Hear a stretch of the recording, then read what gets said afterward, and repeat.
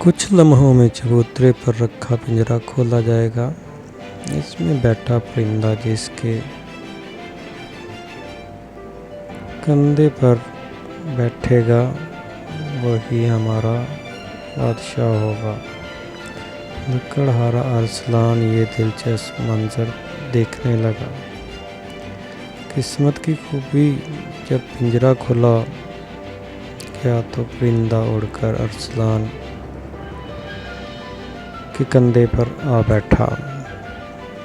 लोगों ने तालियां बजाईं और अपने नए बादशाह को महल में ले आए और रसूमात की अदायगी के बाद बादशाह का ताज अरसलान के सर पर सजा दिया गया। यूँ मेहनत तो मशक्क़त करने वाला नेक दिल और बहादुर लकड़हारा बादशाह बन गया। चंद रोज़ आराम सुकून से हालात का जायज़ा लेने के बाद इसने ममलकत के मामलात देखने शुरू किए तो मालूम हुआ कि मुल्क में लाक़ानूनियत, लूटमार, गुंडागर्दी, चोरो चकारी आम है। बेतहाशा करप्शन, रिश्वत का बाज़ार गर्म है। बादशाह ज़ालिमों से किसी की जान और माल महफूज नहीं।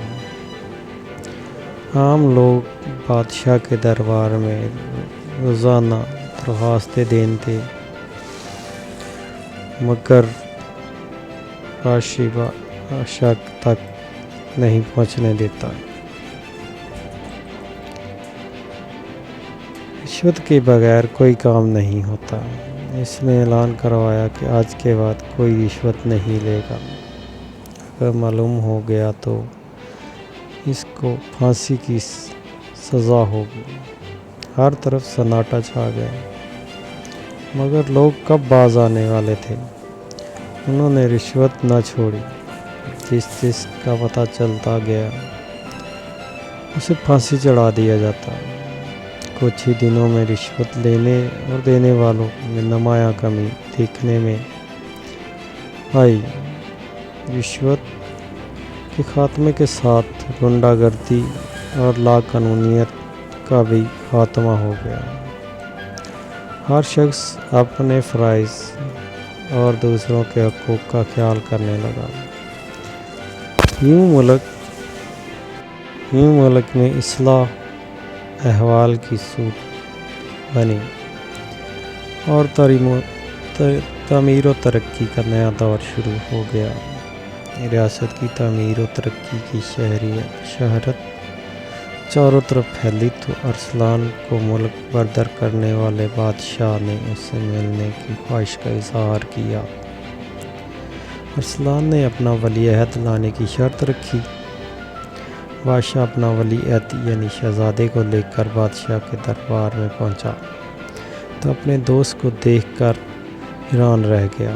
उधर बादशाह भी उसे देखकर परेशान हो गया और अरसलान का हुस्न सलूक देखकर अब इसे शर्मिंदगी हो रही थी। मगर अरसलान ने कहा, बेशक आदमी की हैसियत व इख्तियार का मालिक वही खालिक है जो दिन रात को आपस में तब्दील करने की ताकत रखता है। मुझे आपसे कोई शिकवा नहीं।